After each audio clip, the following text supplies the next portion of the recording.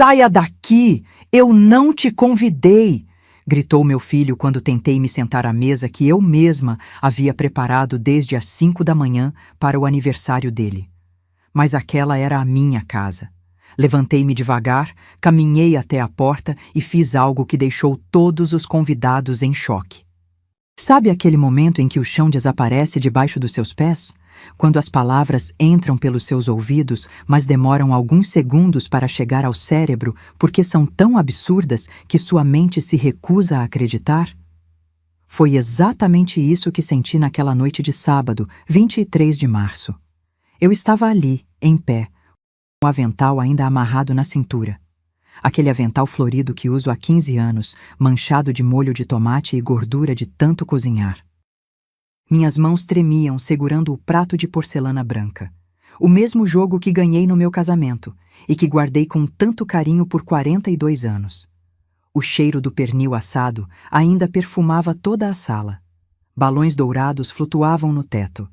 30 pessoas me olhavam com aquela expressão que fica entre a pena e o constrangimento.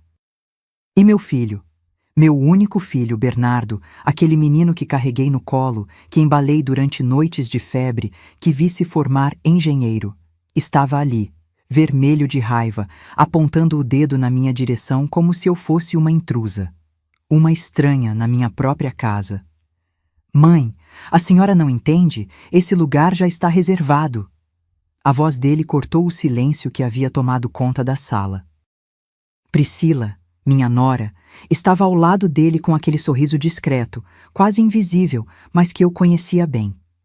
Era o sorriso de quem estava vencendo uma guerra que eu nem sabia que existia. Olhei para a mesa da minha sala de jantar. Aquela mesa de madeira maciça que comprei, parcelada em 12 vezes quando Bernardo tinha 8 anos. A toalha bordada era minha, os pratos eram meus. Os talheres de prata que pertenceram à minha mãe estavam todos ali, reluzindo sob a luz do lustre. Até o lustre era meu, e eu não tinha lugar naquela mesa. Senti meu peito apertar. Não era só a humilhação. Era algo mais profundo, mais doloroso. Era a sensação de que tudo pelo qual eu havia lutado, cada manhã acordando às 5 para costurar, cada centavo economizado, cada sonho que engoli para realizar os sonhos dele, tinha se transformado em nada. Menos que nada. Em estorvo. Mas sabe o que é mais engraçado? Naquele exato momento, enquanto todos esperavam que eu saísse chorando, derrotada, humilhada, algo dentro de mim acordou. Uma voz que eu não ouvia há muito tempo. A voz da Marta, de 25 anos, aquela que não se curvava, aquela que não tinha medo. E essa voz me disse uma coisa muito clara.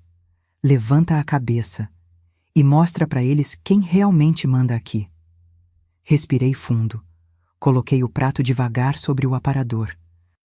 Tirei o avental com calma, dobrando-o em 4 partes como sempre faço. E caminhei até a porta, sentindo o peso de 67 anos nas costas, mas também sentindo algo novo. A certeza de que aquela noite não terminaria como eles esperavam.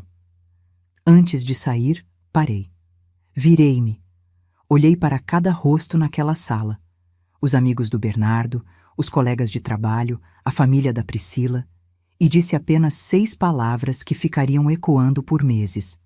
Aproveitem a festa, aproveitem bem. E saí. Mas o que ninguém ali sabia, nem mesmo o meu filho, nem aquela mulher que ele chamava de esposa, é que eu não estava fugindo. Eu estava me preparando para a guerra. E se você acha que conhece histórias de vingança, de justiça, de mães que foram longe demais, acredite, você ainda não viu nada. Porque o que aconteceu depois daquela porta fechar foi algo que nenhum deles jamais imaginou.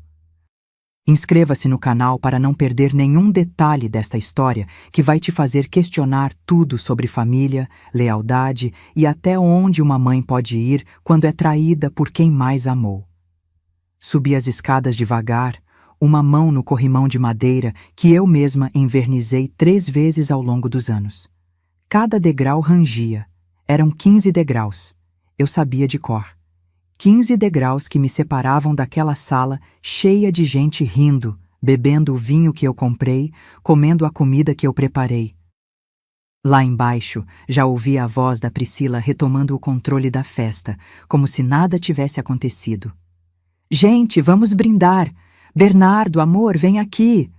A voz dela era doce, quase infantil, daquele jeito que ela usava quando queria parecer inocente. Entrei no meu quarto, o único cômodo da casa que ainda era realmente meu, e tranquei a porta. Minhas pernas finalmente cederam. Sentei na beirada da cama, aquela cama de casal onde dormi ao lado do Joaquim por 28 anos, e onde durmo sozinha há 12. As lágrimas vieram. Não as lágrimas dramáticas de novela, não.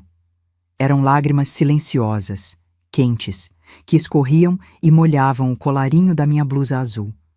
A blusa que escolhi com tanto cuidado naquela manhã, pensando: quero estar bonita pro aniversário do meu filho. Que idiota eu fui. Olhei para o espelho do guarda-roupa. Vi uma mulher de cabelos grisalhos, presos num coque baixo, rugas ao redor dos olhos, mãos calejadas de tanto trabalhar. Uma mulher invisível. Uma mulher que havia se tornado um fantasma na própria casa. Foi quando meu olhar caiu sobre a cômoda antiga, aquela de mogno escuro que pertenceu à minha avó. A gaveta de baixo, a que eu nunca abria. Levantei-me devagar, ainda limpando as lágrimas com as costas da mão, e abri aquela gaveta. Dentro estava uma pasta de plástico azul desbotada. Puxei-a e senti o peso dos papéis lá dentro. Sentei no chão mesmo, encostada na cama, e abri. A escritura da casa. Comprovativos de transferência bancária. Recibos amarelados de pagamento. Tudo estava ali. Cada centavo que eu havia investido nesta casa. 380 mil reais. Na época, era uma fortuna. Era tudo que eu tinha da indenização do acidente do Joaquim, mais 23 anos das minhas economias de costureira. Cada nota fiscal guardada, cada comprovante. E ali, na última página da escritura, estava o nome dele. Bernardo Henrique Tavares. 50% de proprietário. Eu havia colocado o nome dele ali por amor. Porque achei que estava garantindo o futuro do meu filho. Porque na minha cabeça de mãe apaixonada, eu imaginava que um dia ele cuidaria de mim da mesma forma que eu cuidei dele. Passei o dedo sobre aquela assinatura. A minha assinatura, de 12 anos atrás, quando eu ainda acreditava em finais felizes. Lá embaixo, ouvi o barulho da festa aumentando. Risadas, música. Alguém quebrou um copo e todos gritaram "Oh!" em coro. Priscila deu uma gargalhada estridente. E foi naquele momento, sentada no chão do meu quarto, com papéis velhos espalhados ao meu redor e o barulho da festa que eu não podia participar invadindo o meu refúgio, que algo dentro de mim mudou. Não foi raiva, ainda não. Era algo mais frio, mais calculado. Era clareza. Eu tinha passado os últimos 3 anos cedendo, aceitando. Engolindo sapos cada vez maiores, deixando que aquela mulher transformasse minha casa em território dela, permitindo que meu filho se afastasse cada vez mais, que me tratasse como uma velha inconveniente que precisava ser tolerada. Mas tolerância tem limite. Peguei meu celular, um modelo simples, daqueles com botões grandes para idosos, e fiz algo que nunca imaginei que faria. Liguei para o Dr. Heitor, o advogado que cuidou do inventário do Joaquim. Eram 8h40 da noite de um sábado, mas ele atendia celular de clientes antigos. Alô, dona Marta, tudo bem?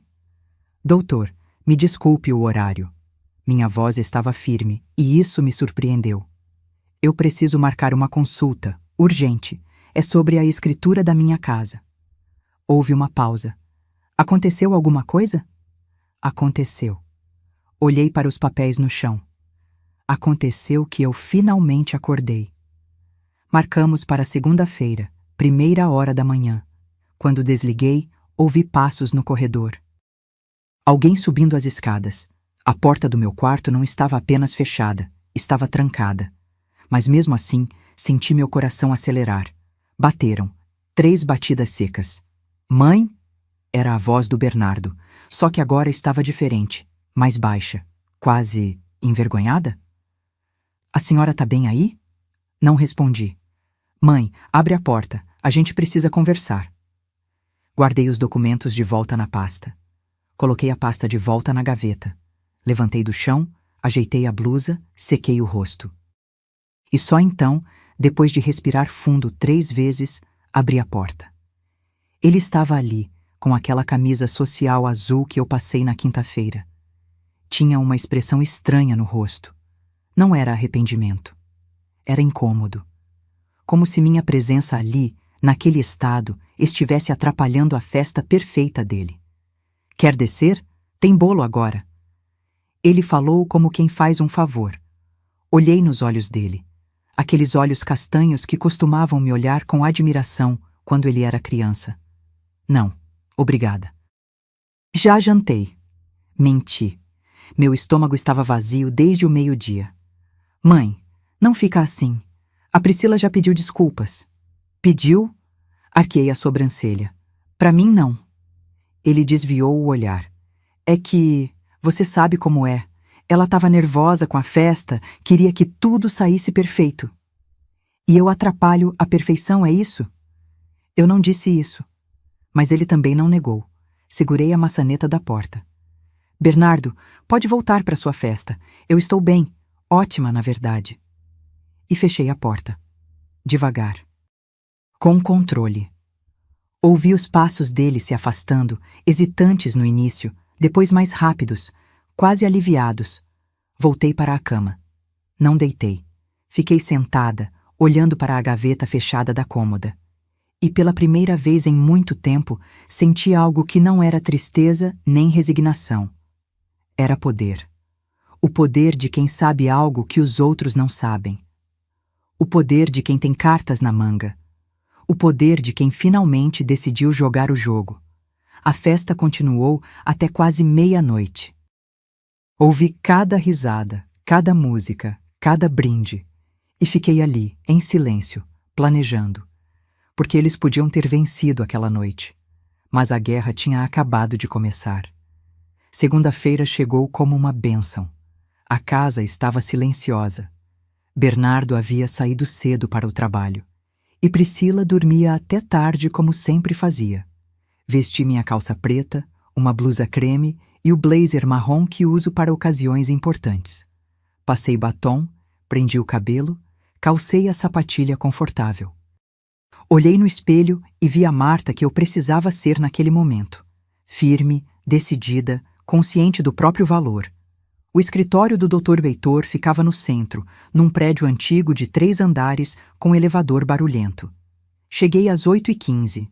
Ele me recebeu com um café forte e um olhar preocupado. Dona Marta, me conte o que aconteceu.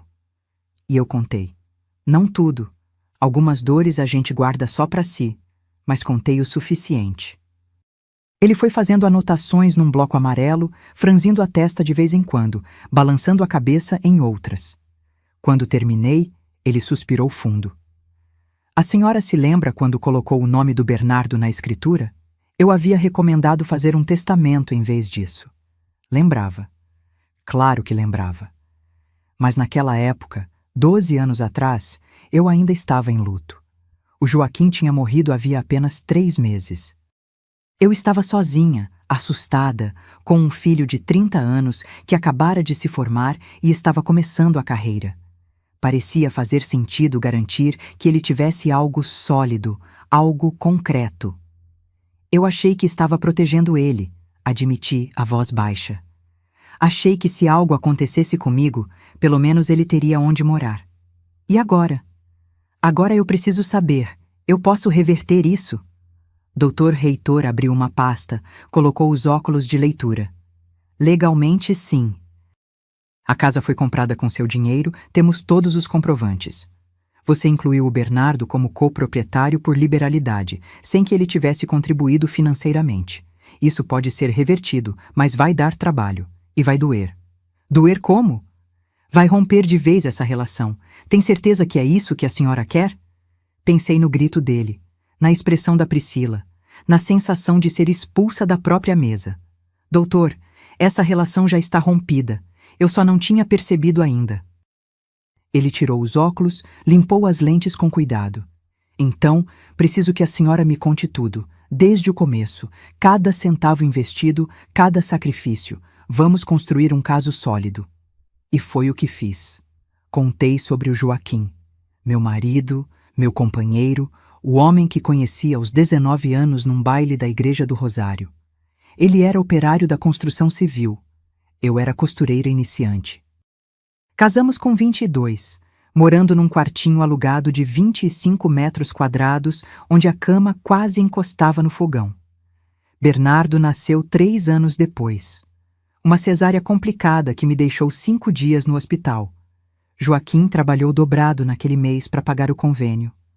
Quando trouxemos nosso filho para casa, ele chorou de emoção segurando aquele pacotinho rosa embrulhado na mantinha de crochê.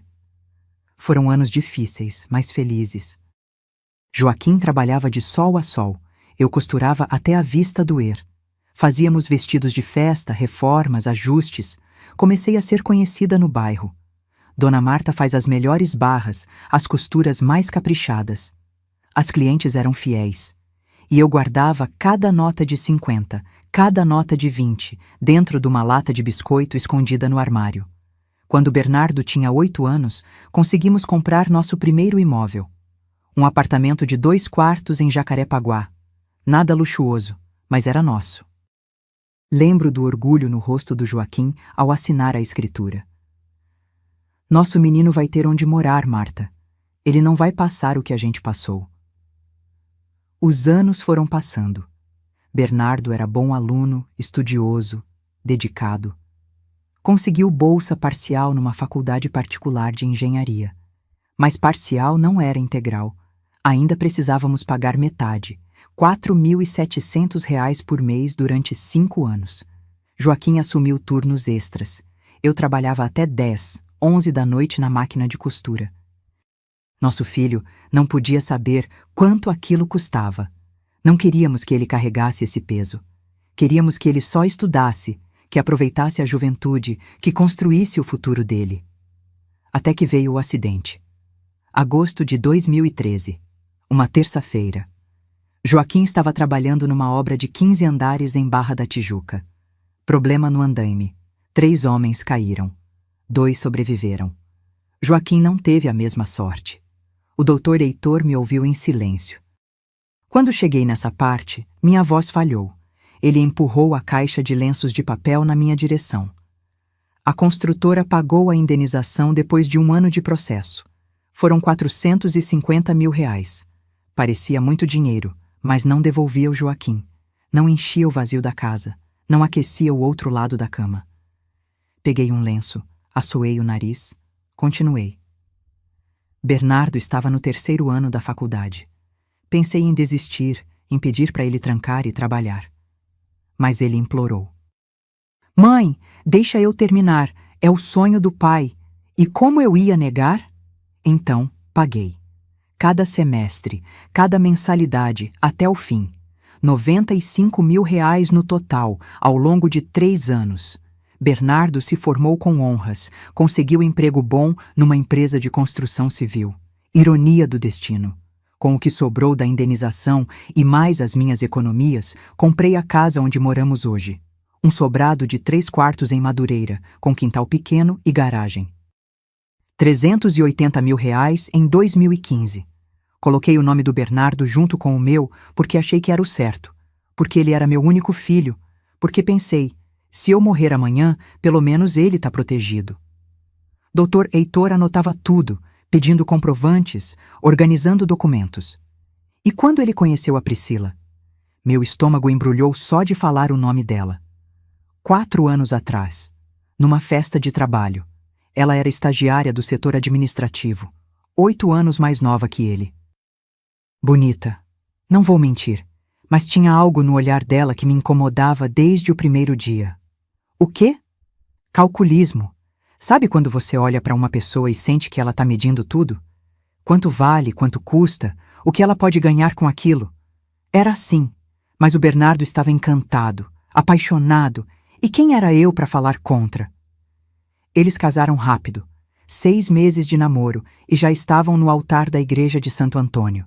Cerimônia pequena, só família e amigos próximos. Eu paguei o vestido da noiva. 12 mil reais num ateliê chique que a Priscila escolheu. E ainda ajudei com a festa. Mais 28 mil reais. A senhora tem os comprovantes disso? Tenho tudo, doutor. Eu guardo tudo. Porque essa sempre foi minha natureza. Guardar, preservar, proteger. Cada nota fiscal, cada recibo, cada comprovante de transferência. Está tudo lá, naquela gaveta da cômoda de mogno. Dr. Reitor fechou o bloco, tirou os óculos, me olhou com seriedade. Dona Marta, a senhora construiu essa vida sozinha, pagou essa casa sozinha, sustentou essa família sozinha e agora está sendo tratada como intrusa. Isso não está certo. Eu sei. Minhas mãos tremiam, mas a voz estava firme. Por isso eu tô aqui. Porque cansei de ser pisada, cansei de ser invisível, e se eu preciso provar meu valor com papéis e contratos, então que seja. Ele abriu um sorriso triste. Vamos fazer justiça. Mas prepare-se, vai ficar feio. Já está feio, doutor. Já está feio há muito tempo. Eu só estava fingindo que não via. Saí daquele escritório com uma pasta cheia de documentos para providenciar e um prazo, 15 dias para reunir tudo. 15 dias para montar minha defesa, 15 dias antes de soltar a bomba. E enquanto eu descia no elevador barulhento, olhando meu reflexo no espelho arranhado, pensei: Joaquim, onde você estiver, me dá forças, porque eu vou precisar de cada grama de coragem que existe em mim. A guerra tinha começado. E dessa vez eu não ia perder. Voltei para casa naquela segunda-feira com a cabeça fervilhando. Entrei pela porta da cozinha, coloquei a bolsa sobre a mesa e ouvi vozes na sala. Priscila estava no telefone, a voz estridente ecoando pelas paredes. Não, mãe, eu falei que esse sofá cinza não combina com nada. A gente precisa de algo mais moderno, sabe? Essa casa parece que parou nos anos 90. Minha casa. Ela estava falando da minha casa. Respirei fundo. Não era hora de confronto. Ainda não. Então fui para o meu quarto, fechei a porta e comecei a vasculhar as gavetas. Precisava de todos os comprovantes, todas as provas. E enquanto revirava caixas e pastas antigas, as memórias voltaram como uma enxurrada. A invasão não aconteceu de uma hora para outra. Foi lenta, gradual. Como água minando uma pedra, gota por gota, até que você percebe o estrago e já é tarde demais. Começou 3 anos atrás, logo depois do casamento. Priscila chegou com 2 malas e um sorriso encantador. Sogra, prometo que vou cuidar bem do seu filho. Eu acreditei. Abracei ela, beijei o rosto dela, disse: esta casa é sua também. Deveria ter mordido a língua. Nas primeiras semanas, ela era discreta. Arrumava o quarto do casal, ajudava na cozinha, elogiava minha comida. Dona Marta, esse seu feijão é o melhor que já comi. Eu sorria, orgulhosa, pensando: que nora maravilhosa meu filho arranjou. Mas aí vieram as sugestões. Sogra, você não acha que essas cortinas de renda estão meio antigas? Podia colocar umas persianas, fica mais clean. Clean. Ela adorava essa palavra. Tudo tinha que ser clean. Troquei as cortinas. Gastei R$ 2.300 em persianas brancas que deixavam a sala parecendo um consultório médico. Mas ela ficou feliz. E eu queria que ela ficasse feliz. Depois foram os quadros. Eu tinha 3 quadros na sala. Um de paisagem que comprei numa feira de artesanato em Petrópolis, outro com uma foto do Joaquim que mandei ampliar e emoldurar, e um terço que a minha mãe bordou à mão antes de morrer. Um dia cheguei em casa e os 3 tinham sumido. Priscila, você viu os quadros que estavam aqui? Ela estava no sofá, mexendo no celular, com aquela cara de quem não quer ser incomodada. Ah, sogra, eu guardei. Aquilo estava muito poluído visualmente. Comprei uns pôsteres abstratos. Olha que lindo. Apontou para a parede, onde agora havia 3 molduras pretas com rabiscos coloridos que não significavam nada. E onde você guardou meus quadros? No depósito, lá nos fundos. Mas relaxa, tá tudo guardadinho. Fui até o depósito. Achei os quadros jogados em cima de caixas velhas, a moldura da foto do Joaquim com a vidraça rachada. Segurei aquele quadro contra o peito e chorei ali mesmo, no meio da poeira e das teias de aranha. Mas não reclamei. Porque eu não queria criar problema. Não queria ser aquela sogra chata, reclamona, que implica com tudo. Então, engoli. E continuei engolindo. Ela trocou os tapetes persas que eu tinha na sala. Herança da minha avó, feitos à mão, com mais de 50 anos, por uns tapetes peludos cinzentos que soltavam fiapo e grudavam na roupa. É estilo escandinavo, sogra. Tá super em alta. Trocou as almofadas bordadas do sofá por umas lisas de linho cru. Jogou fora meu jogo de xícaras de porcelana pintada à mão, presente de casamento da minha madrinha, porque ocupa muito espaço no armário e ninguém usa isso mais.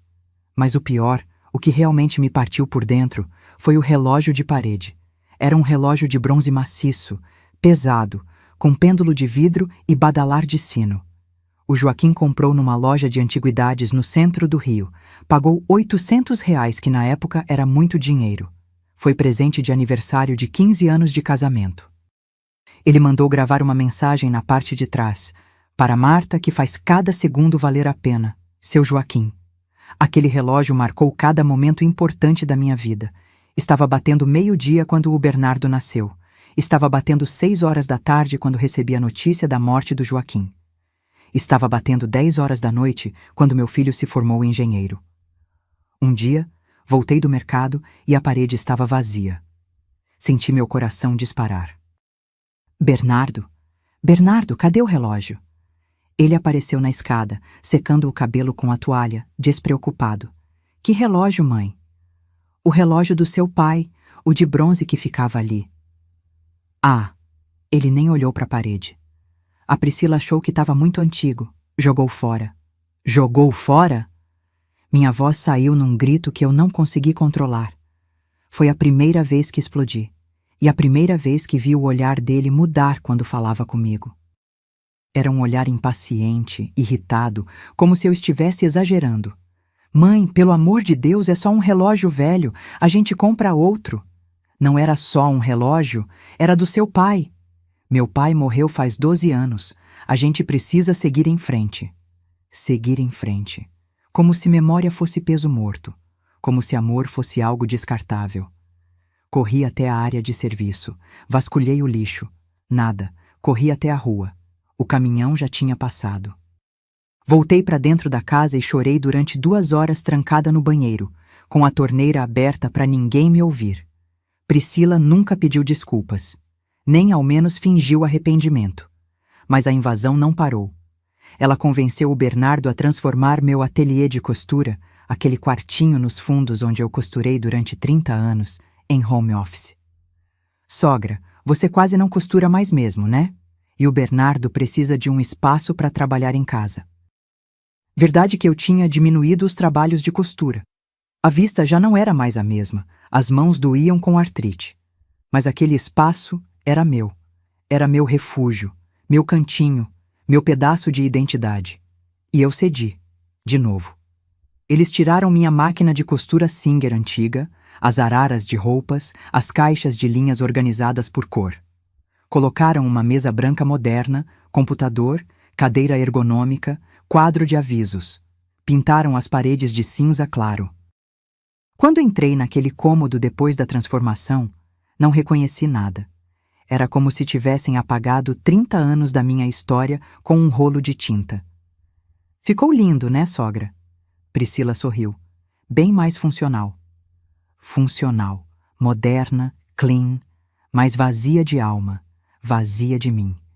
E o pior ainda estava por vir, porque ela não queria apenas transformar a casa. Ela queria me apagar completamente. Começou a me tratar diferente. Não me chamava mais de sogra com carinho. Era sempre Dona Marta, criando distância. Na frente de visitas, me apresentava como a mãe do Bernardo, nunca a dona da casa, ou quem mora aqui com a gente. Parou de perguntar minha opinião sobre as compras do mercado. Simplesmente comprava o que queria e pronto. Trocou minha marca de café pela marca cara dela. Jogou fora minha panela de pressão antiga porque comprei uma elétrica, é mais segura para a senhora na idade da senhora. Na idade da senhora. Como se 67 anos fosse sinônimo de incapacidade. Começou a dar ordens para Regina, a empregada que eu pago R$ 1.400 por mês do meu dinheiro de aposentadoria. Regina, não precisa perguntar para Dona Marta, eu deixo a lista do que precisa limpar. E a pobre Regina ficava sem saber a quem obedecer, olhando de mim para ela com cara de desespero. Até meu lugar à mesa mudou. Antes, eu sentava na cabeceira. Afinal, era minha casa, minha mesa. Priscila foi aos poucos me empurrando para o canto, até que um dia simplesmente decretou: "Sogra, vamos mudar os lugares? Fica melhor para servir assim." E eu, mais uma vez, cedi. Doutor Heitor tinha razão naquela manhã no escritório. A invasão foi tão lenta que, quando percebi, já não tinha mais espaço. Minha casa tinha sido tomada, meu filho tinha sido manipulado e eu tinha virado a intrusa na minha própria vida.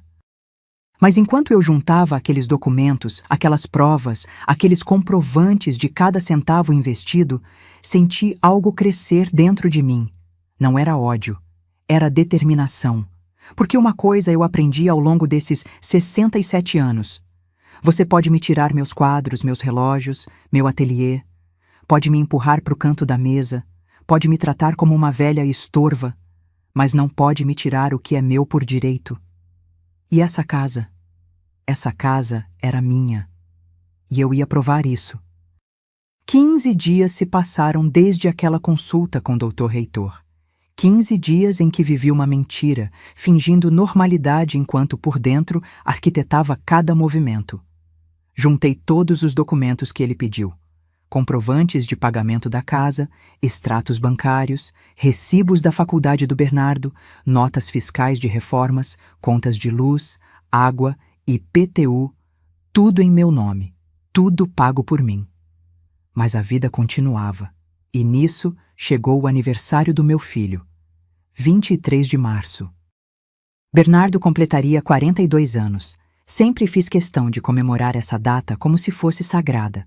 Afinal, foi o dia em que me tornei mãe, o dia em que minha vida ganhou um propósito maior. Uma semana antes, Priscila apareceu na cozinha enquanto eu preparava o almoço. Encostou no balcão, cruzou os braços e disse com aquele tom de quem já decidiu tudo: "Sogra, a gente vai fazer uma festa pro Bernardo no sábado. Nada muito grande, só uns 30 amigos. 30 pessoas na minha casa." Meu peito apertou, mas forcei um sorriso. "Claro, vocês querem que eu prepare alguma coisa?" Ela deu uma risadinha. "Não precisa, sogra. Já encomendei tudo numa confeitaria. Salgados, docinhos, bolo, tudo no capricho." Senti uma pontada. Eu sempre fiz os aniversários do Bernardo. Sempre. Desde o primeiro, quando fiz um bolo de cenoura simples decorado com confeitos coloridos, até o ano passado, quando preparei uma feijoada completa que ele adorava. Mas eu posso fazer o pernil dele. Você sabe como ele gosta. Priscila revirou os olhos. "Sogra, sem ofensa, mas a gente quer algo mais sofisticado dessa vez. Já tá tudo acertado."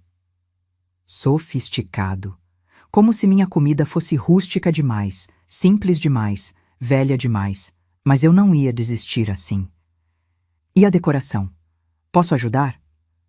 "Já contratei uma decoradora. Vai ficar lindo, tema dourado e branco. Bem elegante." Dourado e branco. As cores de casamento, não de aniversário. Mas o que eu entendia, né? Eu era apenas a mãe. Durante aquela semana, vi a casa ser transformada. Priscila recebia entregas diariamente. Cadeiras alugadas, mesas dobráveis, arranjos de flores, caixas de louças descartáveis, as chiques, de plástico duro que imitam porcelana. Tudo pago com o cartão de crédito conjunto que estava no meu nome e que eu pagava religiosamente todo mês. Cheguei a perguntar: "Quanto tá custando tudo isso?" "Não se preocupa, sogra, tá tudo sob controle." Mas eu me preocupava. Porque controle para ela significava gastar sem limite e deixar a conta para mim. Chegou o sábado. Acordei às 5 da manhã. Não porque me pediram, mas porque não conseguia ficar de braços cruzados. Era o aniversário do meu filho e eu ia fazer algo, nem que fosse contrapor a vontade dela. Desci para a cozinha no escuro, acendi apenas a luz do fogão. Tirei da geladeira o pernil que tinha deixado marinando desde a noite anterior. Alho socado, pimenta do reino, louro, cerveja preta, mostarda e mel. A receita que o Joaquim adorava e que ensinei para o Bernardo quando ele tinha 10 anos. Embrulhei o pernil em papel alumínio, coloquei no forno baixo. 6 horas de cozimento lento. Enquanto assava, preparei a farofa. Bacon em cubinhos, cebola dourada, cenoura ralada, salsinha, ovos cozidos picados. O cheiro foi tomando conta da cozinha, subindo pelas escadas, enchendo cada cômodo. Às 7, ouvi passos. Priscila apareceu de camisola, com cara de sono e irritação. Que cheiro é esse? Bom dia. Fiz o pernil pro Bernardo. Ela bufou. Sogra, eu falei que não precisava. Já encomendei tudo. Eu sei, mas isso é tradição, e tradição não se quebra. Vi o maxilar dela travar, mas não discutiu. Apenas pegou um copo de água e subiu de volta, batendo os pés na escada. Passei o dia inteiro preparando. Além do pernil, fiz arroz com amêndoas, vinagrete fresco, molho de pimenta caseiro, pudim de leite condensado. A sobremesa preferida do Bernardo desde criança. Arrumei tudo em travessas bonitas, as de porcelana branca com detalhes azuis que ganhei da minha mãe. Às 3 da tarde, começaram a chegar as entregas da confeitaria. Caixas e caixas de salgados finos, docinhos franceses, tortas, quiches. Priscila recebia tudo com sorrisos, conferindo cada item. Quando viu minhas travessas na cozinha, franziu a testa, mas não disse nada. Às 5, cheguei a subir para o meu quarto para me arrumar. Escolhi uma blusa azul marinho que o Bernardo me deu 2 aniversários atrás. Calça social preta, sapato baixo confortável. Passei batom cor-de-rosa, prendi o cabelo num coque baixo, coloquei o colar de pérolas que era da minha avó. Olhei no espelho e pensei, você é a mãe dele, você tem lugar nessa festa. Desci às 6. A casa estava transformada. Balões dourados flutuavam no teto, arranjos de flores brancas decoravam cada canto. Uma mesa comprida havia sido montada na sala, com toalha branca e guardanapos dourados. Até contrataram um DJ que estava montando equipamento no canto. Os convidados começaram a chegar às 7. Casais bem vestidos, perfumados, com presentes embrulhados em papéis sofisticados. Reconheci alguns amigos antigos do Bernardo, mas a maioria era gente que eu nunca tinha visto, colegas de trabalho dele e da Priscila, amigos novos desse mundo moderno que eu não fazia parte. Fiquei na cozinha, observando. Regina, a empregada, corria de um lado para o outro servindo bebidas. Priscila circulava entre os convidados como anfitriã perfeita, apresentando a casa, minha casa, como se fosse projeto dela. Essa sala a gente reformou completamente. Antes era muito antiguinha, sabe? Antiquinha. Minha sala, minha vida. Bernardo chegou às 8, fingindo surpresa embora soubesse de tudo. Todos cantaram parabéns, ele apagou as velas do bolo de 3 andares coberto de glacê branco e detalhes dourados. Fotos, abraços, risadas. E eu ali, parada na entrada da cozinha, invisível. Até que chamaram para o jantar. A mesa estava posta com os salgados da confeitaria, as tortas, as saladas gourmet. Minhas travessas estavam lá também, mas empurradas para o canto, quase escondidas. O pernil que levei 6 horas fazendo estava numa ponta, como se fosse figurante. Vi Bernardo sentar na cabeceira. Priscila à direita dele. Os pais dela, os amigos próximos, todos se acomodando nos lugares reservados. 30 pessoas ao redor daquela mesa. E eu ainda de pé. Peguei um prato, me servi um pouco de farofa e pernil, porque queria provar do que fiz com tanto amor. E me dirigi à mesa. Havia uma cadeira vazia ao lado de um casal que eu não conhecia. Fui até lá, prato na mão, prestes a sentar. Foi quando Priscila levantou. Dona Marta. A voz dela cortou o burburinho das conversas. Todos se viraram para olhar. Esse lugar tá reservado. Parei, o prato ainda nas mãos. Reservado para quem? Para minha mãe, ela já tá chegando. Olhei ao redor. 30 cadeiras, 30 pessoas e nenhuma para mim. Priscila, é o aniversário do meu filho. Eu só quero sentar e... Saia daqui! A voz do Bernardo explodiu como um trovão. Todos silenciaram. O DJ parou a música no meio. 30 pares de olhos me encarando. Eu não te convidei! As palavras dele ecoaram pela sala. Cada sílaba era uma facada. Senti minhas pernas bambas. O prato quase escorregou da minha mão. Olhei para o meu filho.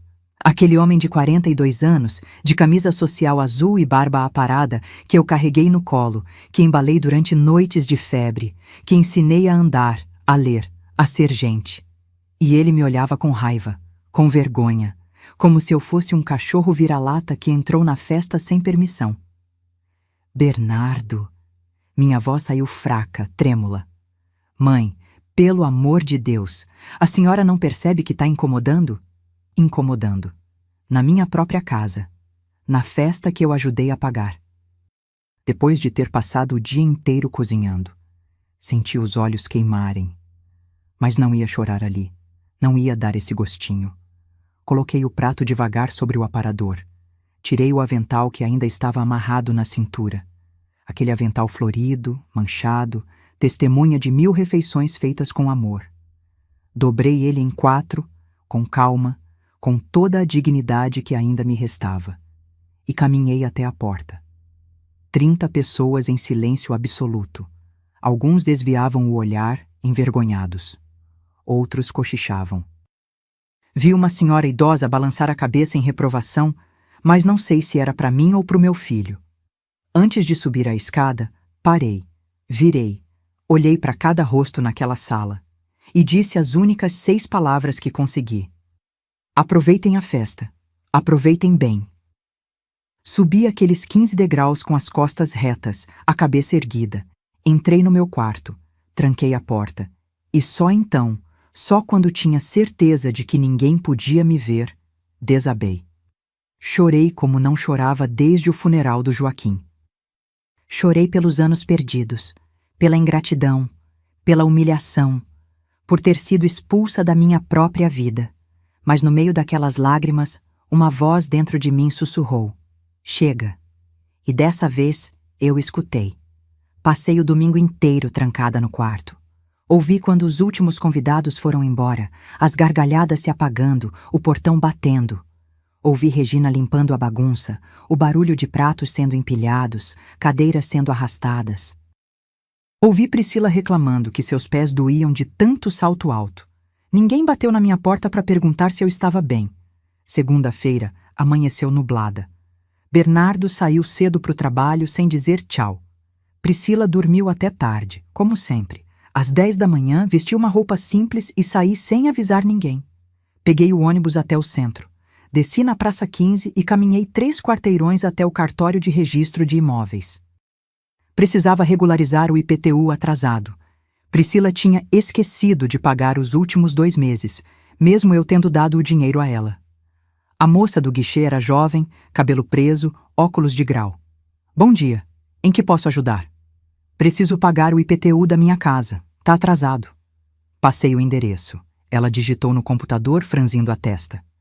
A senhora é Marta Cecília Tavares, proprietária. Ela olhou para a tela, depois para mim, depois para a tela de novo. A senhora tem um documento? Mostrei minha identidade e a escritura que sempre carrego na bolsa. Mania antiga, mas que me salvou naquele dia.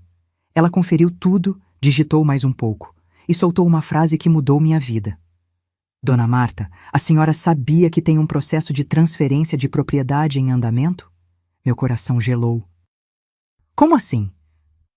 Alguém deu entrada para tirar seu nome da escritura e passar o imóvel integralmente para o nome de Bernardo Henrique Tavares e Priscila Andrade Tavares. O chão sumiu debaixo dos meus pés. Segurei na beirada do balcão para não cair. Quando?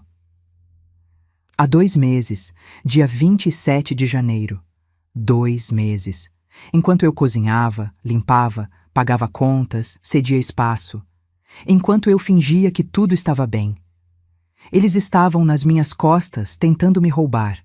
E tá andando esse processo? Não. Tá parado porque falta a assinatura da senhora. Sem isso não tem como completar a transferência. Respirei fundo. Pelo menos isso. Eu posso ter uma cópia desse pedido? Posso imprimir, mas vai custar R$ 15. Pode imprimir tudo. Esperei 10 minutos que pareceram 10 horas. Quando ela me entregou o maço de papéis, vi formulários preenchidos, reconhecimento de firma do Bernardo, declarações falsas dizendo que eu havia concordado verbalmente com a transferência. Tudo assinado por ele e por ela. Meus filhos. Ou melhor, meu filho e aquela víbora. Paguei o IPTU atrasado com meu cartão, mais R$ 270 de juros. Saí daquele cartório com as pernas bambas e a cabeça girando. Precisava de ar. Sentei num banco da praça, em frente à Igreja da Candelária. Pombos bicavam migalhas no chão. Um vendedor ambulante oferecia água de coco. Tudo seguia normal no mundo, enquanto o meu desabava. Peguei o celular. Liguei para o Dr. Heitor. Doutor, preciso vê-lo hoje, agora. Dona Marta, aconteceu algo? Descobri que eles tentaram me tirar da escritura da casa. Houve um silêncio pesado. Chego lá em meia hora. Pode me esperar no escritório? Cheguei antes dele. Subi aqueles 3 andares de escada porque não conseguia ficar parada no elevador. Quando ele chegou, eu já estava sentada na recepção, segurando os papéis do cartório com tanta força que amassaram nas bordas. Entramos na sala dele. Ele leu tudo com atenção, a expressão ficando cada vez mais grave. Quando terminou, tirou os óculos e esfregou o rosto. Dona Marta, isso é tentativa de apropriação indébita. Eles falsificaram uma concordância sua. Se tivessem conseguido, a senhora estaria na rua. Mas eles não conseguiram. Não, mas tentaram. E vão tentar de novo. Ele abriu uma gaveta, pegou um gravador digital pequeno. A senhora tem celular? Tenho. Então, a partir de agora, grave tudo. Toda conversa suspeita, toda discussão, toda menção a dinheiro, casa, transferência, tudo. A gente precisa de provas. Voltei para casa às 3 da tarde. Priscila estava na sala vendo TV, comendo pipoca, pintando as unhas de vermelho. Nem olhou quando entrei. Oi, sogra. Já almoçou? Já. Menti. Meu estômago revirava só de pensar em comida. Subi para o meu quarto e esperei. Às 7, Bernardo chegou. Ouvi a voz dele cumprimentando Priscila, o barulho da bolsa sendo jogada no sofá, a geladeira abrindo. Fiquei deitada na cama, de olhos abertos, com o celular na mão. Às 8h30, ouvi passos no corredor. Vozes abafadas vindo do quarto deles, que ficava ao lado do meu. Encostei a orelha na parede. Nada. As paredes eram grossas demais. Levantei da cama. Abri a porta do quarto devagar, sem fazer barulho. O corredor estava escuro. A porta deles estava entreaberta. Priscila sempre reclamava de calor e deixava aberta para circular ar. Cheguei perto. Meu coração batia tão forte que tive medo de que eles ouvissem. Peguei o celular, abri o aplicativo de gravação, apertei o botão vermelho e encostei o aparelho na fresta da porta. A voz da Priscila estava irritada. Bernardo, eu não aguento mais. Sua mãe é um peso morto nessa casa. Priscila, não fala assim. Não fala assim nada. Ela fica se metendo, fica dando palpite, fica existindo. A gente precisa dessa escritura limpa, amor. Sem ela no meio. Eu sei, mas o processo parou por causa da assinatura dela. Então convence ela a assinar. Fala que é para facilitar o inventário quando ela morrer, sei lá. Inventa alguma coisa. Inventar. Mentir. Manipular a velha idiota. Minha mão tremia segurando o celular, mas não parei de gravar. E por que a gente precisa tanto dessa escritura mesmo? A voz do Bernardo soava cansada. Por que a gente tá devendo R$ 87 mil em cartão, Bernardo? Priscila explodiu. 87 mil, mais o carro que custa 12.300 por mês e a gente não consegue mais pagar. O banco vai tomar o carro se a gente não fizer um empréstimo. E como a escritura ajuda? A gente usa a casa como garantia, amor. Consegue um empréstimo de 420 mil. Paga tudo, sobra dinheiro, e a gente finalmente respira. Mas é a casa da minha mãe. Era da sua mãe, agora é nossa. E ela não pode ficar atrapalhando nossos planos. A gente precisa crescer, ter nosso espaço, construir nossa vida. E ela não faz parte disso. Silêncio. Um silêncio longo, pesado. Eu segurava a respiração, os olhos ardendo de lágrimas contidas. Mas, e se ela descobrir? Priscila deu uma risada curta, amarga. Descobrir o quê? A velha mal sai de casa, não entende de papel, não tem advogado. A gente convence ela a assinar dizendo que é coisa de imposto. Ela assina tudo o que você pede. Não sei, Priscila. Eu fico com peso na consciência. Peso na consciência? A voz dela ficou afiada. E o peso de perder tudo? De ter o nome sujo? De voltar a morar em apartamento alugado? Porque é isso que vai acontecer se a gente não resolver. Você escolhe. Sua mãe ou nosso futuro? Outro silêncio. E então ouvi a voz do meu filho, baixa, derrotada, mas clara. Tá bom, amanhã eu converso com ela. Meu mundo desabou de novo, mas dessa vez não de surpresa, de confirmação.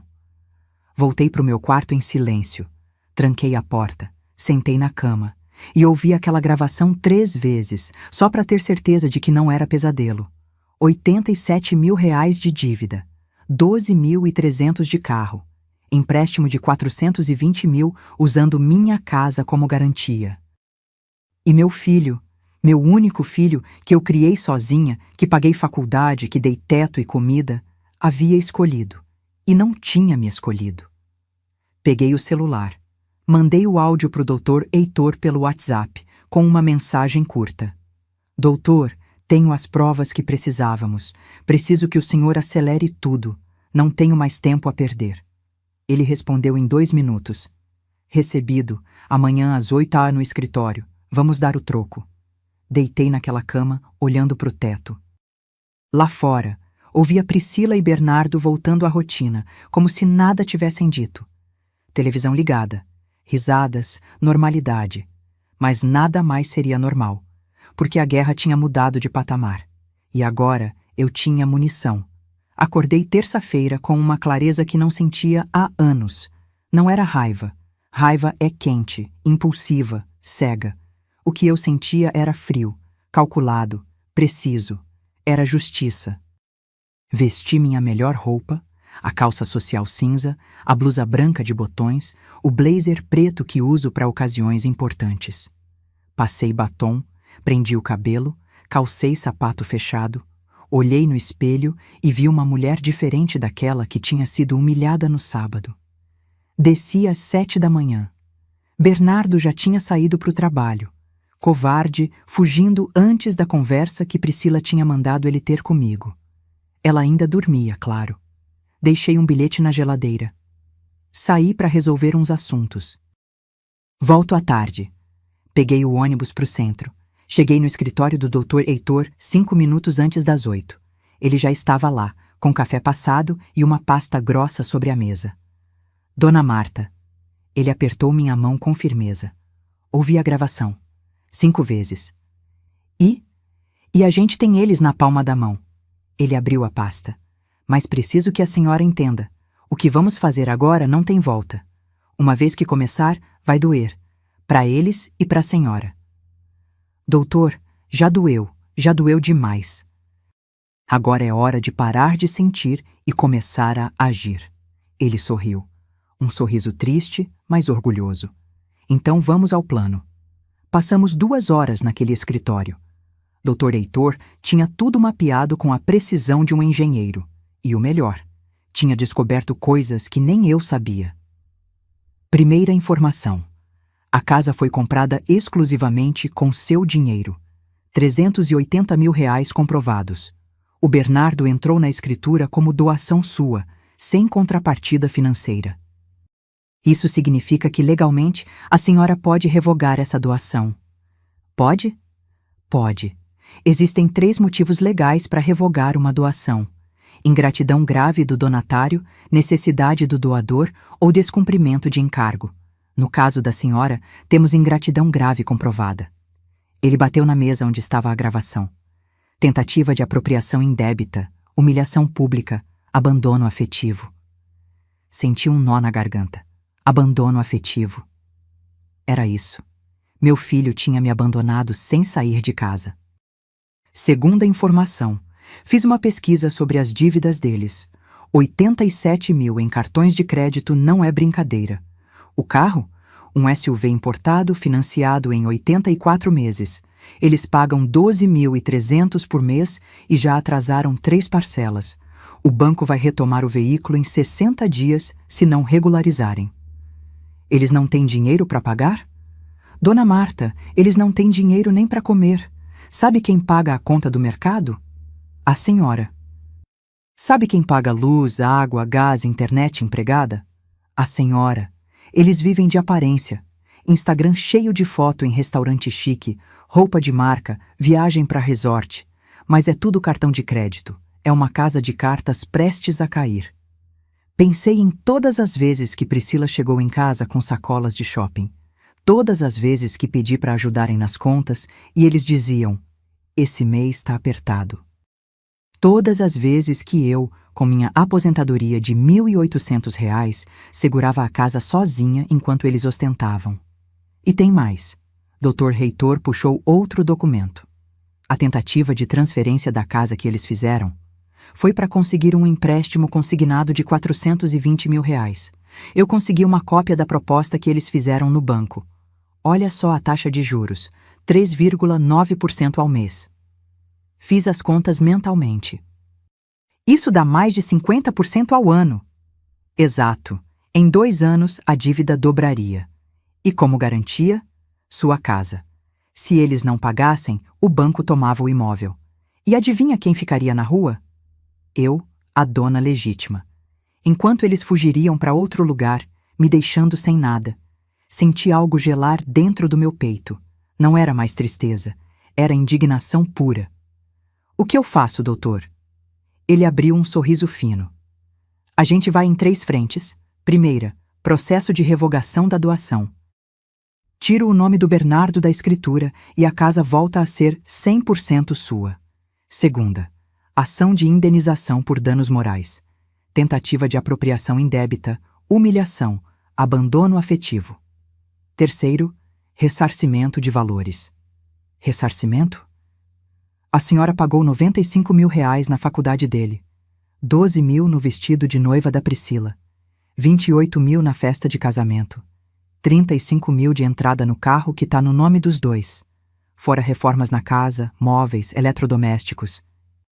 Somando tudo, 213 mil em doações que podem ser questionadas judicialmente, já que houve ingratidão posterior. 213 mil. Era quase tudo que eu tinha economizado e investido ao longo da vida. Quanto tempo leva tudo isso? Se a gente agir rápido, 3 meses para o processo de revogação sair. A indenização por danos morais demora mais, uns 8 meses. Mas o importante é começar agora. E tem algo que a gente pode fazer imediatamente. O quê? Medida cautelar. A gente pede para o juiz bloquear qualquer transação relacionada à casa. Eles não vão conseguir vender, alugar, usar como garantia. Nada. E a senhora, enquanto isso, pode pedir a desocupação do imóvel. Meu coração disparou. Desocupação? É sua casa, dona Marta. Legalmente, a senhora pode pedir que eles saiam, dá um prazo de 30 dias, e se não saírem voluntariamente, a justiça tira. Imaginar meu filho sendo despejado da casa que eu construí era doloroso. Mas imaginar eu sendo roubada e jogada na rua era pior. Quanto vai custar tudo isso? Uns 25 mil de honorários e custas processuais. Parcelamos se precisar. 25 mil. Era quase tudo que eu tinha guardado para emergências. Mas que emergência maior que essa? Vamos em frente. Dr. Heitor estendeu a mão. Apertei com força. A senhora é corajosa, dona Marta. Não, doutor, eu sou cansada de ser pisada. Saí daquele escritório com uma pasta cheia de documentos para assinar, um plano traçado e uma sensação estranha no peito. Não era alívio, era poder. O poder de quem finalmente toma as rédeas da própria vida. Voltei para casa ao meio-dia. Priscila estava na sala, no celular, rindo de algum vídeo. Quando me viu, fingiu seriedade. Oi, sogra, foi no médico? Fui resolver uns assuntos. Não menti. Não dei detalhes. Ah, tá. O Bernardo disse que precisa conversar com a senhora hoje à noite. É sobre uns papéis da casa. Meu estômago revirou. Papéis? É. Coisa de imposto, essas burocracias chatas. Ela sorriu. Aquele sorriso falso, ensaiado. Tá bom. A gente conversa. Subi pro meu quarto. Tranquei a porta. Peguei o celular e mandei mensagem pro Dr. Heitor. Eles vão tentar me fazer assinar hoje à noite. O que eu faço? Ele respondeu em segundos. Não assine nada. Diga que precisa ler com calma. Peça para levar pro advogado analisar. Grave tudo. Passei a tarde inteira ensaiando.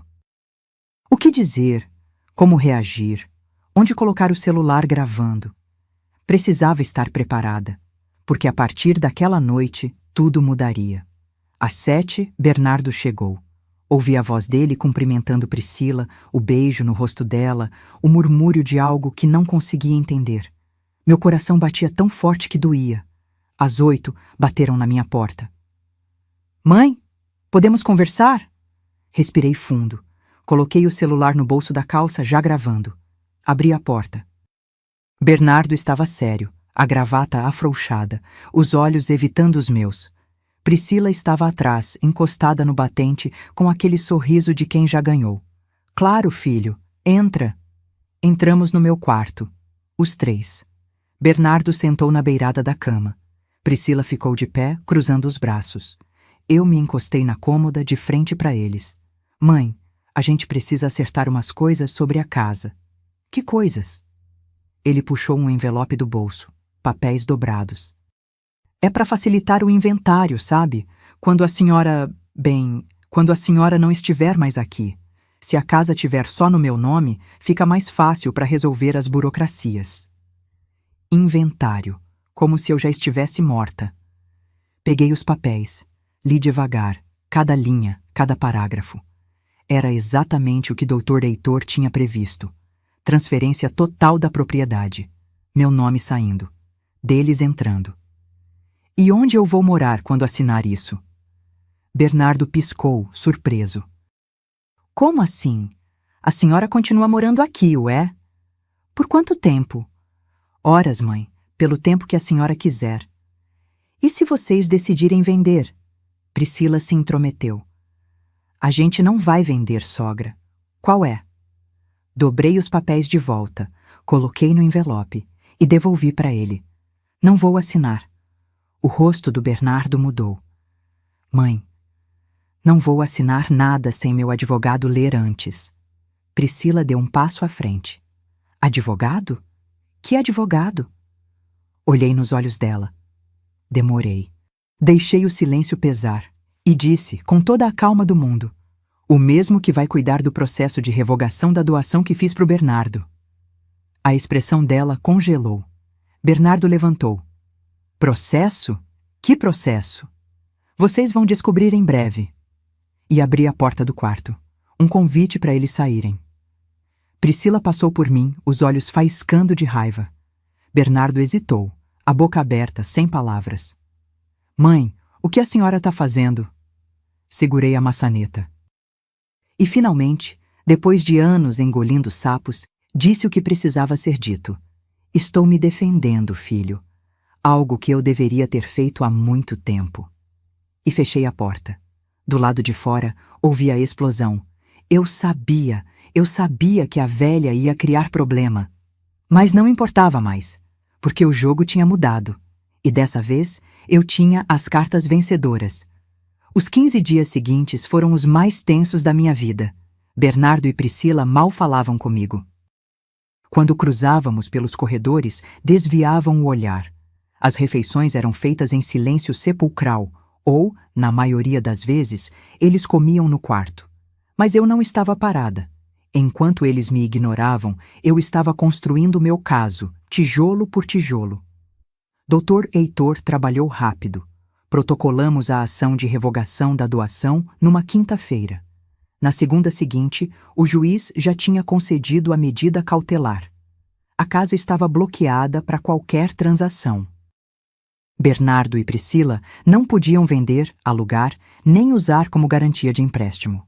A bomba estourou numa quarta-feira. Bernardo chegou em casa às 6 da tarde com uma carta do banco na mão. O rosto dele estava branco, os lábios tremendo. Priscila leu por cima do ombro e soltou um grito. Bloqueio judicial! Como assim bloqueio judicial? Ouvi tudo do meu quarto. Desci devagar, segurando o corrimão, com o celular no bolso já gravando. Eles estavam na sala, a carta aberta sobre a mesa de centro. Quando me viram, Bernardo levantou num pulo.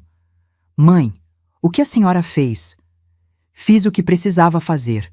A senhora bloqueou a casa. O banco negou nosso empréstimo. A gente tá com o nome sujo, mãe. A gente vai perder tudo.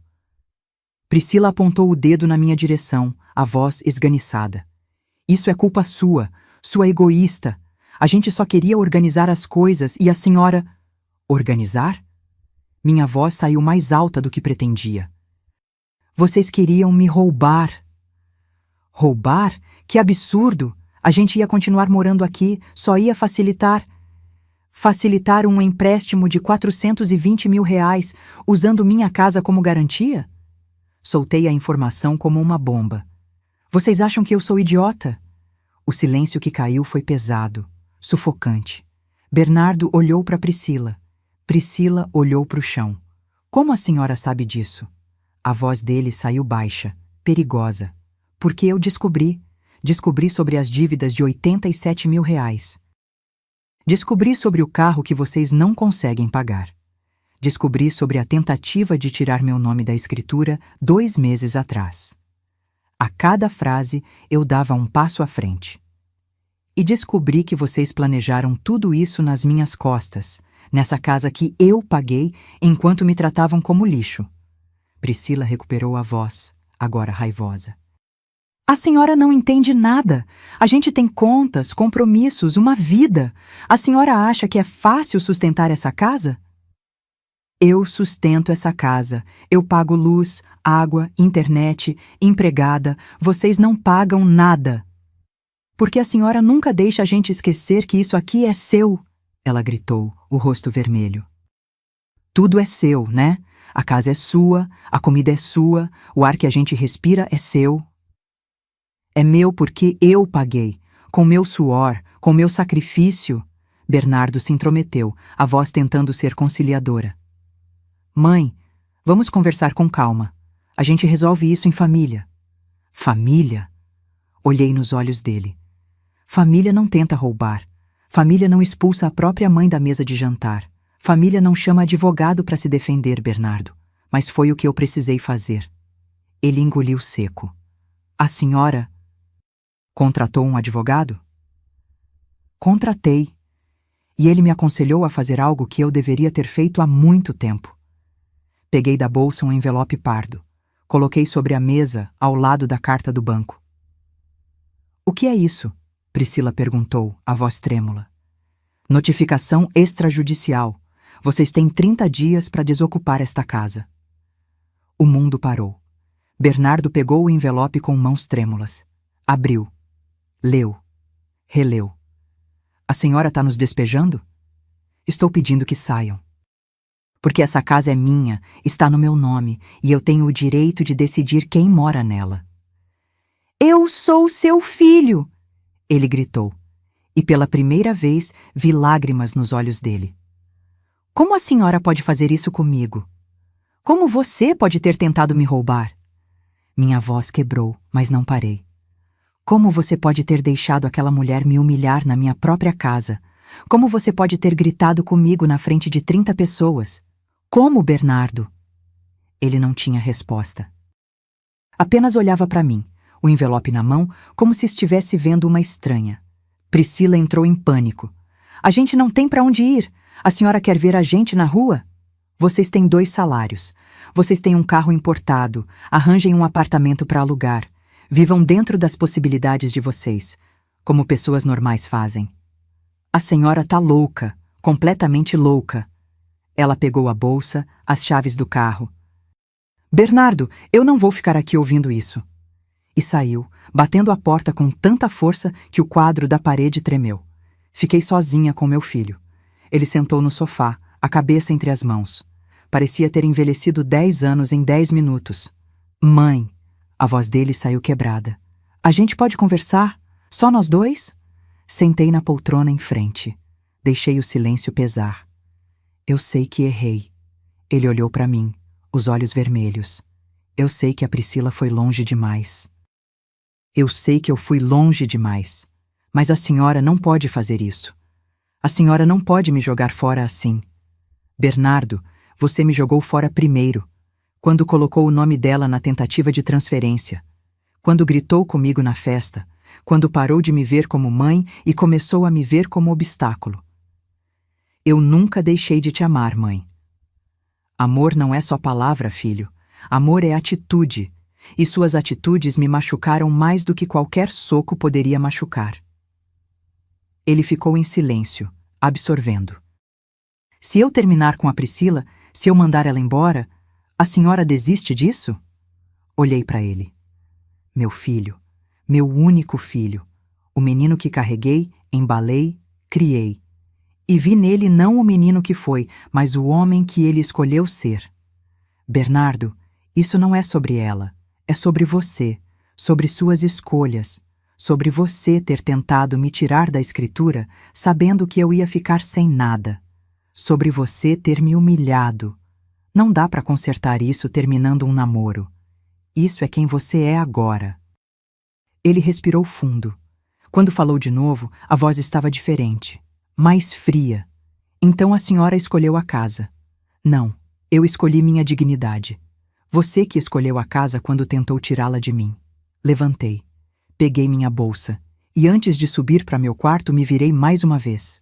30 dias, Bernardo. É o que a lei me obriga a dar. Depois disso, se não saírem voluntariamente, o oficial de justiça vai fazer vocês saírem. E aí vai ser muito pior. Subi aqueles 15 degraus pela última vez, sentindo o peso do mundo nas costas. Mas quando fechei a porta do meu quarto, quando me olhei no espelho, vi algo que não via há anos. Vi uma mulher forte, uma mulher que lutou, uma mulher que não desistiu de si mesma. E pela primeira vez em muito tempo, me senti orgulhosa de quem eu era. Lá embaixo, ouvi Bernardo chorando. Parte de mim queria descer, abraçar, perdoar. Porque mãe é mãe, e essa dor nunca passa completamente. Mas a parte mais forte, a parte que me manteve viva, trabalhando, lutando por 67 anos, disse: chega, você já deu demais. E pela primeira vez na vida, eu escutei. Os 30 dias se arrastaram como 30 anos. Bernardo e Priscila se movimentavam pela casa como fantasmas raivosos. Ela não me dirigia a palavra. Ele tentava, às vezes, uma conversa aqui, um olhar ali, mas eu mantinha distância. Precisava, porque qualquer fraqueza agora seria usada contra mim. No 10º dia, eles contrataram um advogado. Recebi uma notificação tentando contestar a desocupação, alegando que Bernardo era coproprietário. Dr. Heitor respondeu com a ação de revogação da doação e todas as provas. 2 dias depois, o advogado deles desistiu do caso. No 20º dia, Priscila tentou me chantagear emocionalmente. Bateu na minha porta de madrugada, chorando, dizendo que estava grávida. Quando pedi um exame para comprovar, ela explodiu chamando-me de desumana e sumiu no quarto dela. No 25º dia, eles começaram a embalar as coisas. Caixas se acumulavam no corredor. Ouvia os 2 discutindo sobre o que levar, o que deixar, para onde iriam. Foi quando recebi um telefonema que mudaria tudo. Dona Marta, é o Dr. Heitor. Preciso que a senhora venha ao escritório hoje. Urgente. Aconteceu algo? Descobri uma coisa que a senhora precisa ver pessoalmente. Cheguei ao escritório 1 hora depois. Ele estava com uma expressão grave, uma pasta aberta sobre a mesa e um tablet na mão. Senta, por favor. Sentei, o coração disparado. Dona Marta, continuei investigando as finanças do Bernardo e da Priscila e descobri algo delicado. O quê? Ele girou o tablet na minha direção. Era uma foto. Priscila num restaurante chique, abraçada com um homem. Não era meu filho. Quem é esse? Leonardo Farias. Empresário, dono de 3 lojas de material de construção. Casado, 2 filhos. Dr. Heitor passou o dedo na tela, mostrando mais fotos. Priscila e o homem entrando num hotel. Priscila dentro de um carro luxuoso que não era o deles. Eles se encontram há pelo menos 8 meses. Senti o estômago embrulhar. Meu filho sabe? Duvido. Ela é cuidadosa, mas tem mais. Ele puxou outro documento. Lembra daquela tentativa de transferência da casa? Descobri que quem sugeriu foi o Leonardo. Ele tem experiência em conseguir empréstimos usando imóveis como garantia. Já fez isso 3 vezes com outras propriedades. Ele estava usando ela para conseguir dinheiro? Ou ela estava usando ele, ou os dois estavam usando o Bernardo. De qualquer forma, esse esquema todo não começou com o seu filho. Ele foi manipulado do início ao fim. Olhei para as fotos de novo. Priscila sorrindo, feliz, abraçada em outro homem enquanto meu filho trabalhava para sustentar as mentiras dela. O Bernardo precisa saber disso. A senhora tem certeza? Vai destruir ele? Pensei na humilhação que passei, no grito dele, na tentativa de roubo. Ele precisa saber a verdade, mesmo que doa. Dr. Heitor imprimiu tudo. Fotos, extratos de cartão de crédito mostrando gastos em hotéis e restaurantes nos horários em que Bernardo estava trabalhando, mensagens que ele conseguiu via processo judicial. Montamos um dossiê completo. Quando a senhora vai mostrar para ele? Olhei o calendário na parede. Hoje. Faltam 5 dias para o prazo acabar. Ele merece saber antes de sair da minha casa. Voltei para casa ao meio-dia. O carro deles estava na garagem. Era sábado, estavam os dois em casa. Subi direto para o meu quarto, tranquei a porta e esperei. Às 6 da tarde, ouvi movimento na cozinha. Desci. Bernardo estava sozinho, preparando um sanduíche. Quando me viu, congelou. Oi, mãe. Oi, a Priscila tá em casa? Tá, no quarto mexendo no celular. Ele falou com um cansaço que nunca tinha visto nele. Preciso falar com você. Sozinho. Ele hesitou. Sobre o quê? Sobre a verdade. Fomos para a sala. Sentei no sofá, ele na poltrona. Coloquei a pasta sobre a mesa de centro. Antes de você sair dessa casa, antes de tudo terminar, eu preciso te mostrar uma coisa. Não porque eu quero te machucar, mas porque você merece saber. Saber o quê? Abri a pasta. Coloquei as fotos na mesa, uma por uma. Vi o rosto dele mudando de confuso para chocado, de chocado para destruído. Isso é mentira. Photoshop, alguma coisa. Não é. Tem data, hora, local, tudo comprovado. Passei os extratos bancários. Olha aqui. Restaurante Esplanada, dia 15 de fevereiro, 4 da tarde. Ela disse que ia no dentista, lembra? Ele pegou o papel, as mãos tremendo. Hotel Plaza, dia 8 de março, 2 horas da tarde. Ela disse que ia almoçar com a mãe. Chega! A voz dele saiu rouca. Chega, mãe. Eu entendi. Entendeu o quê? Que ela te traiu? Que ela tá te usando? Que o plano de tirar minha casa não foi ideia sua? Foi dela e desse homem? Coloquei na mesa o último documento. Esse Leonardo tem ficha. 3 processos de estelionato usando casas de família como garantia. Ele encontra mulheres casadas, manipula, pega os bens e desaparece. Bernardo estava branco, suando, as mãos apertando os joelhos. Por quanto tempo? Pelo menos 8 meses. Ele fechou os olhos. Uma lágrima escorreu. Eu sou um idiota. Você é um homem que foi manipulado por ela e por causa dela você quase perdeu sua mãe. Ele olhou para mim e pela primeira vez em meses realmente me olhou. Não como obstáculo, não como problema. Como o filho olha para a mãe. Eu ferrei tudo, né? Ferrou. Tem conserto?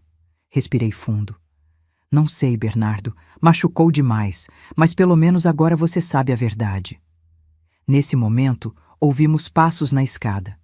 Priscila desceu, ainda de pijama, bocejando.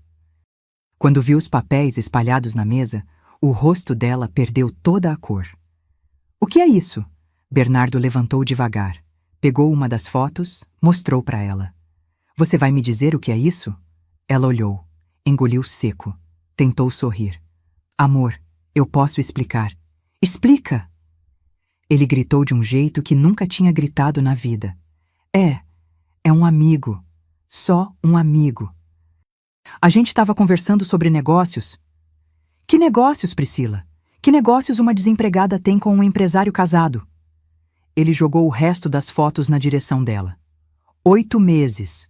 8 meses tu estava me traindo e eu não sabia de nada. Ela recuou, tentando pegar as fotos, esconder. Não é o que você está pensando, não? Então me explica o hotel, me explica os restaurantes. Me explica por que esse cara tá pagando tuas contas enquanto eu tô afundado em dívida. Ele não paga nada. Isso é mentira da tua mãe. Ela inventou tudo para separar a gente. Bernardo riu. Uma risada amarga, sem humor. Inventou? Tem foto, tem data, tem extrato de banco. Ela falsificou, ela quer acabar com a gente.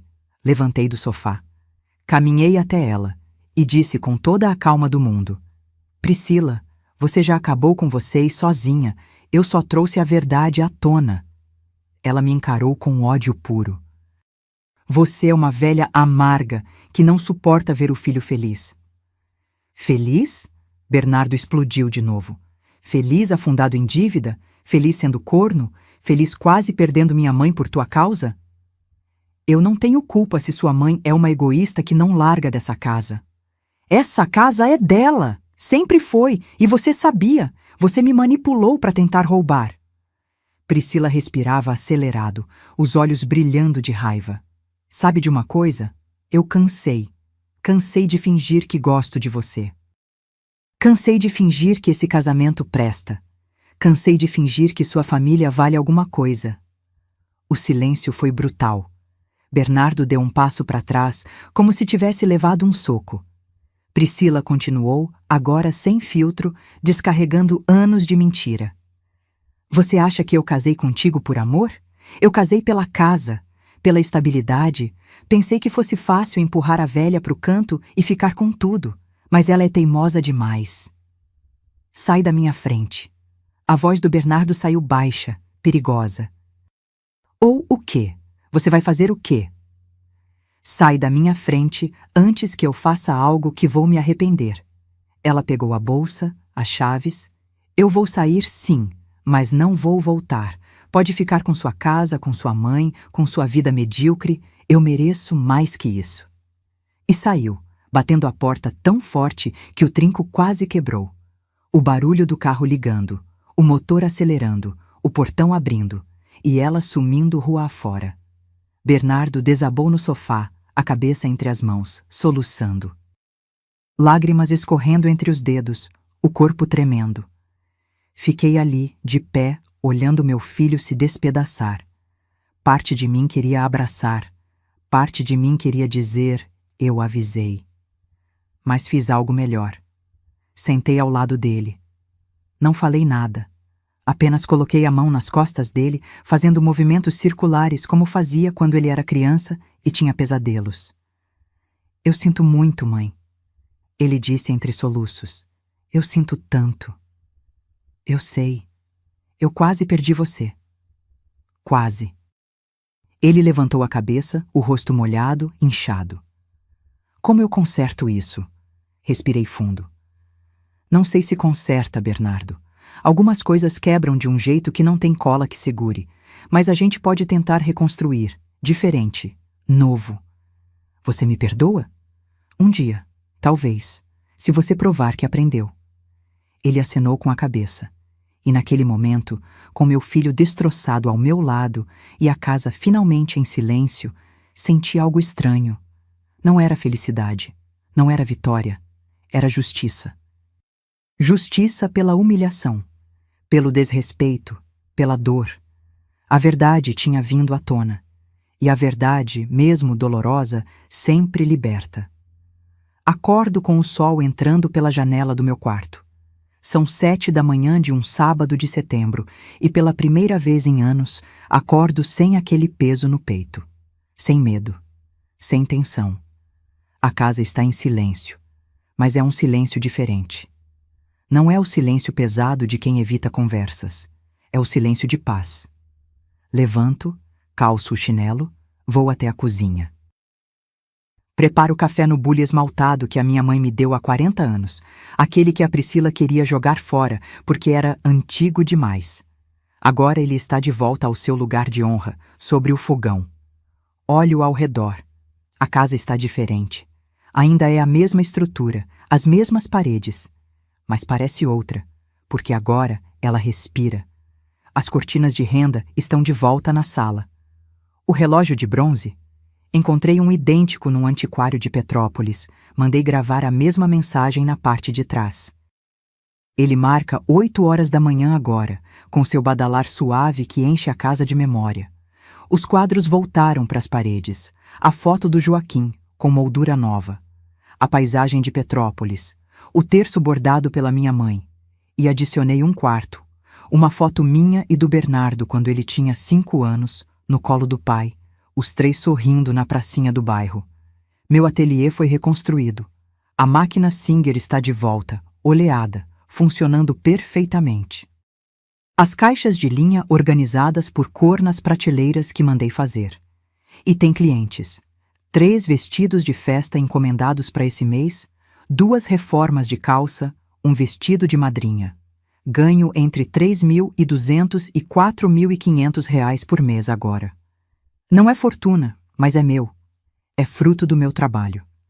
Termino o café, pego a xícara de porcelana pintada à mão, aquelas que a Priscila jogou fora e que recomprei num antiquário pelo dobro do preço, mas que valeu cada centavo.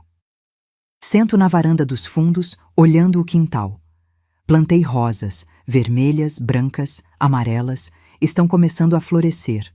Também coloquei vasos de manjericão, alecrim, hortelã. O cheiro perfuma toda a área quando o vento sopra. É nesse momento que ouço o portão. Passos conhecidos no corredor lateral. Ele aparece na varanda, com 2 sacolas do mercado nas mãos. Bom dia, mãe. Bom dia, filho. Bernardo coloca as sacolas sobre a mesa de plástico branca. Trouxe tudo da lista. E comprei aquele café que a senhora gosta, o mais caro, porque a senhora merece. Sorrio. Um sorriso pequeno, mas genuíno. Obrigada. Ele se senta na cadeira ao meu lado. Ficamos em silêncio por alguns minutos, só olhando o jardim, ouvindo os pássaros. Foi assim que reconstruímos. Aos poucos. Tijolo por tijolo. Sem pressa. Deixa eu voltar 6 meses no tempo para contar como chegamos até aqui. Depois que Priscila saiu naquela noite, ela nunca mais voltou. No dia seguinte, mandou um caminhão de mudança buscar as coisas dela. Bernardo ficou parado na sala, vendo os móveis que ela escolheu, as roupas dela, os sapatos, tudo sendo embalado e levado embora. Quando o caminhão partiu, ele olhou para mim e disse: Mãe, eu preciso sair também. Não porque a senhora está me expulsando, mas porque eu preciso aprender a viver sozinho, a crescer, a entender o que eu fiz. E saiu. Alugou um apartamento pequeno em Madureira mesmo, a 6 quarteirões daqui. 800 metros quadrados, um quarto, sala e cozinha. R$1.800 de aluguel que ele paga do próprio bolso. As dívidas, ele assumiu todas. Os R$87.000 dos cartões ele parcelou e paga R$600 por mês durante anos. O carro? Devolveu para o banco. Agora anda de ônibus como gente normal. E sabe o que ele me disse? Mãe, eu tô livre, livre de fingir ser o que não sou. Priscila sumiu. Ouvi pelos vizinhos que ela foi morar com o tal Leonardo. 2 meses depois, ele largou a esposa e assumiu ela publicamente. Mas o casamento dele desmoronou, o negócio foi à falência por causa dos processos, e ouvi dizer que agora ela trabalha como vendedora numa loja de roupas no shopping. Não sinto pena. Não sinto raiva. Não sinto nada. Ela é passado. O processo de revogação da doação foi concluído em 3 meses. A casa voltou a estar 100% no meu nome. Bernardo assinou todos os papéis, sem questionar. É seu, mãe. Sempre foi. A ação de indenização por danos morais demorou 5 meses. O juiz reconheceu a tentativa de apropriação indébita, a humilhação, o abandono afetivo. Condenou Bernardo e Priscila a me pagarem, solidariamente, R$52 mil. Priscila nunca pagou. Entrou com recurso atrás de recurso, mas vai perder. O advogado dela desistiu por falta de pagamento. Bernardo? Ele me procurou 1 semana depois da sentença. Mãe, eu não tenho 52 mil, mas eu vou pagar. R$200 por mês. Vai levar 20 anos, mas eu vou pagar cada centavo. Olhei para ele. Meu filho. Paguei a faculdade dele, o casamento, a entrada do carro. Paguei tanto. E agora ele me oferecia R$200 por mês durante 20 anos para pagar uma dívida que nem dinheiro cobre. Bernardo, fica com teu dinheiro. Paga tuas contas. Mãe, eu preciso fazer isso. Preciso me redimir, pensei, e fiz uma proposta. Então não me paga em dinheiro, me paga em presença. Vem aqui todo sábado. Traz compras do mercado. Conserta o que quebrar na casa. Me faz companhia. Me mostra que você aprendeu. Ele aceitou. E cumpre. Todo sábado, às 7h30 da manhã, ele está aqui. Às vezes traz flores. Às vezes traz pão quentinho da padaria. Sempre traz abraço. Voltando ao presente. Olho para o meu filho ao meu lado, tomando café numa xícara simples, vestido com roupa casual, sem ostentação. Ele emagreceu, o rosto ficou mais maduro. Mas os olhos, esses olhos castanhos que costumavam brilhar quando ele era criança, estão voltando aos poucos. Como está o trabalho? Pergunto. Bem, consegui uma promoção. Vou coordenar uma obra em Jacarepaguá. Aumento de R$800. Que bom, filho. Mãe, ele hesita. Posso te perguntar uma coisa? Pode. Você me perdoou? Olho para ele. De verdade. Demoro a responder porque essa pergunta merece uma resposta honesta. Perdoar não é esquecer, Bernardo. Eu não esqueço o grito. Não esqueço a humilhação. Não esqueço a tentativa de roubo. Mas eu entendo que você foi manipulado. Entendo que você errou e vejo que você está tentando consertar. Então tem esperança? Sempre tem esperança, mas confiança, essa, se constrói devagar, e você está construindo. Ele acenou com a cabeça, os olhos brilhando. Termino meu café. Levanto. Vem. Quero te mostrar uma coisa. Entramos na casa. Vou até o ateliê. Sobre a mesa de corte tem um tecido azul marinho estendido. Tô fazendo um terno para um cliente. Casamento da filha dele. Bernardo passa a mão no tecido. Ficou bonito, mãe. Aprendi tudo de novo. A vista já não é a mesma, mas comprei óculos de grau especial. As mãos doem, mas faço alongamento. E tô feliz. Feliz fazendo o que sempre amei. Eu tenho orgulho da senhora, sabia? Olho para ele, surpresa. Tem? Tenho. Orgulho da tua força, da tua coragem, de não ter desistido de si mesma, mesmo quando todo mundo estava pisando em você. Ele engole seco. Eu quero ser assim, forte assim. Você vai ser. Só precisa escolher certo das próximas vezes. Ele sorri. Um sorriso triste, mas esperançoso. Passamos a manhã juntos. Ele conserta a torneira da área de serviço que estava pingando. Troca 3 lâmpadas queimadas. Limpa a calha entupida. Trabalho de filho. Trabalho que deveria sempre ter sido dele. Na hora do almoço, preparo macarrão com molho de tomate caseiro e almôndegas, a receita que ele adorava quando criança. Comemos juntos na mesa da cozinha, não na sala de jantar, não naquela mesa de tantas memórias ruins. Aqui, na cozinha, começamos de novo. Às 3 da tarde, ele se despede. Semana que vem eu venho de novo. Eu sei, ele me abraça. Um abraço apertado, demorado. Te amo, mãe. Eu também te amo, filho. E é verdade, porque amor de mãe não acaba. Machuca, decepciona, quebra, mas não acaba. Quando ele vai embora, volto para a varanda. O sol está começando a baixar, pintando o céu de laranja e rosa.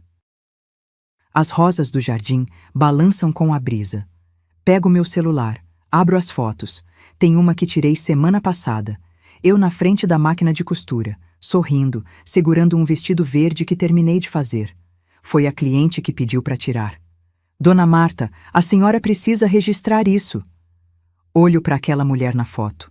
Cabelos grisalhos soltos nos ombros, rugas ao redor dos olhos, óculos de grau, mãos calejadas, mas sorrindo. Sorrindo de verdade. E penso em tudo que passei. Na humilhação, na traição, na dor. Mas também penso na vitória. Em ter recuperado minha casa, minha dignidade, minha vida. Penso no Joaquim. Se ele estivesse aqui, o que diria? Marta, eu sempre soube que você era forte, mais forte do que imaginava. Fecho os olhos. Sinto o vento no rosto. E sussurro. Joaquim, eu consegui. Caí, mas levantei. Fui pisada, mas reagi. E agora, finalmente, eu tô em paz. Às vezes me perguntam, valeu a pena? Valeu a pena brigar com o filho? Valeu a pena todo esse sofrimento? E eu respondo, valeu. Porque eu aprendi algo fundamental nesses 67 anos de vida. Amor não é aceitar tudo. Amor não é se anular. Amor não é permitir que pisem em você só porque são família. Amor verdadeiro exige respeito, exige limites, exige que você se valorize o suficiente para não aceitar migalhas. Passei décadas confundindo submissão com amor, confundindo sacrifício com devoção. Achando que ser mãe era engolir qualquer dor, qualquer humilhação, qualquer desrespeito. Mas naquela noite, quando me levantei daquela mesa, a mesa que eu preparei, na casa que eu paguei, no aniversário do filho que eu criei, alguma coisa dentro de mim acordou. E percebi, nunca é tarde para recuperar sua dignidade. Nunca é tarde para dizer chega. Nunca é tarde para se escolher. Hoje, aos 68 anos, moro sozinha. Cozinho só para mim. Assisto às novelas que quero. Decoro a casa do jeito que gosto. Costuro até tarde quando a inspiração vem. E sou feliz. Feliz de um jeito que não era quando dividia a casa com gente que não me respeitava. Feliz de um jeito que só vem quando você finalmente faz as pazes consigo mesma. O Bernardo? Ele tá aprendendo. Devagar, tropeçando às vezes, mas aprendendo. E quem sabe um dia a gente consiga reconstruir o que foi quebrado. Não igual, mas novo, mais forte, mais verdadeiro. E se não conseguir, eu vou ficar bem.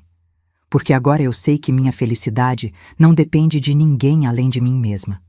O sol se põe completamente. Acendo a luz da varanda. Pego meu caderno de anotações. Comecei a escrever, registrar histórias, memórias. Quem sabe um dia publico. Quem sabe ajuda alguém que está passando pelo que passei. E escrevo a última linha do dia. Levantei-me devagar, caminhei até a porta e fiz algo que deixou todos em choque. Escolhi a mim mesma. E essa foi a melhor decisão da minha vida. Fecho o caderno, sorrio e agradeço. Agradeço pela força, pela coragem, por ter sobrevivido, por estar aqui, viva, inteira, livre. Se esta história tocou seu coração, se você já passou por algo parecido ou conhece alguém que está passando, deixe seu comentário aqui embaixo contando de onde você nos assiste. Sua história importa, sua dor importa e, principalmente, sua coragem importa, porque nunca, nunca é tarde demais para se escolher. Inscreva-se no canal, ative o sininho e compartilhe essa história com quem precisa ouvir que é possível recomeçar, que é possível se levantar, que é possível, sim, recuperar a dignidade. Até a próxima história. E lembre-se, você é mais forte do que imagina. Fim.